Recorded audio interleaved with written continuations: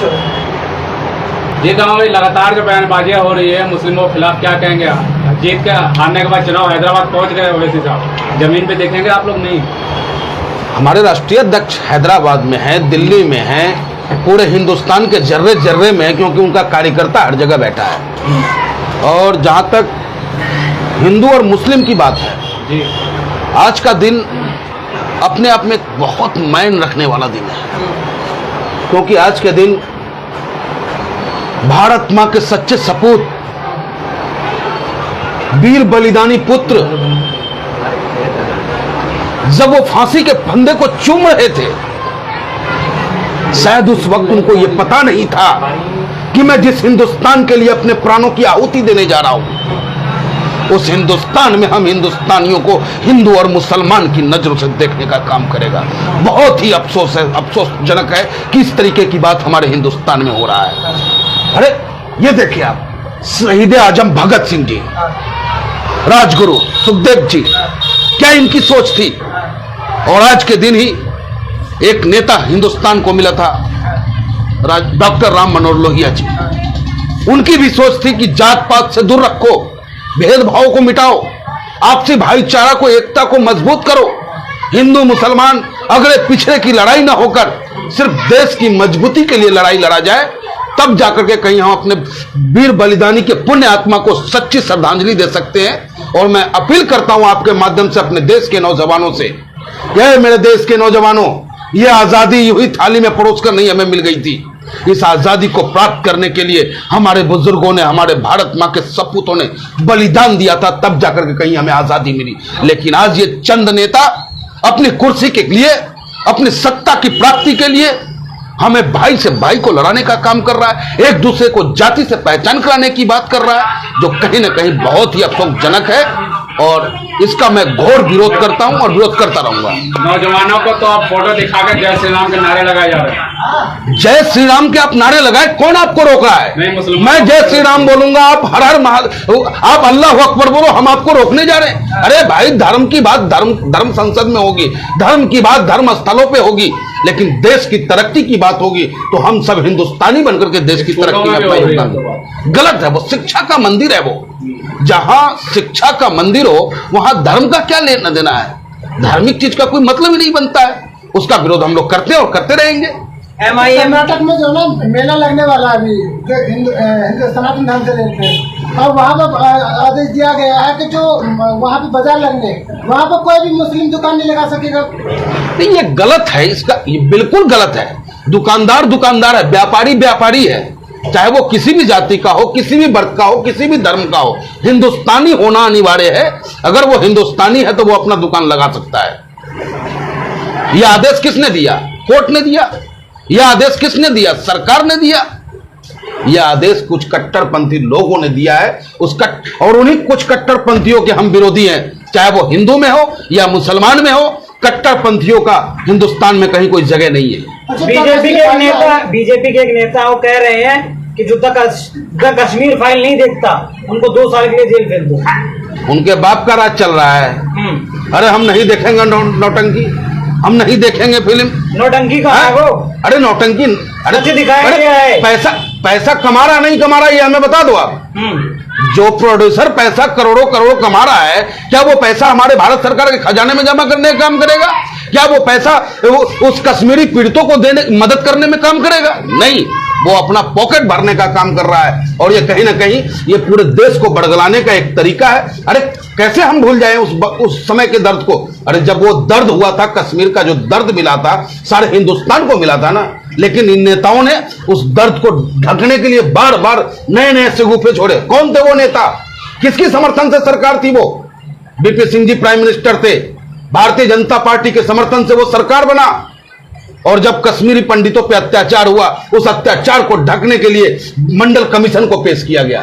मंडल commission में हिंदुस्तान जलने लगा।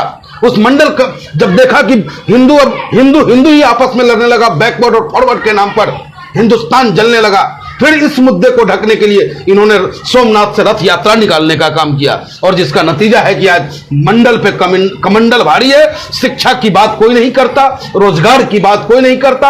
आज महंगाई सिलेंडर फिर 1000 के पार हो गए, इस पे कोई बात करने को राजी नहीं है। बस धर्मांध होकर के हिंदू मुस्लिम की बात करके एक दूसरे को लड़ाने का काम कर रहे हैं, जिसका विरोध ऑल इंडिया मजलिस इत्तेहादुल मुस्लिमीन मजबूती के साथ करता और करता रहेगा।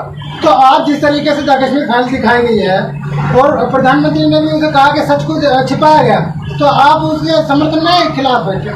समर्थन का मतलब क्या बनता है? नहीं, समर्थन नहीं। मैं माननीय प्रधानमंत्री जी से कहना चाहूंगा कि प्रधानमंत्री जी, आपके धारा 370 हटाए भी काफी दिन हो गए।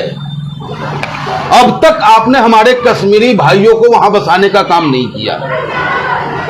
जो काम आपको करना है वो कर नहीं रहे हो, बरगलाने का काम कर रहे हो। समय लगता है हर चीज में। किस बात का समय? शासन आपका, प्रशासन आपका, मिलिट्री आपकी, सब कुछ आपके हाथ में है, उसके बावजूद क्यों नहीं जा रहे? सच आया ना, तो अब क्या सच आया? क्या सच आया? सच क्या आया? यानी कि फिल्म ही सच्चाई बताएगी हमें।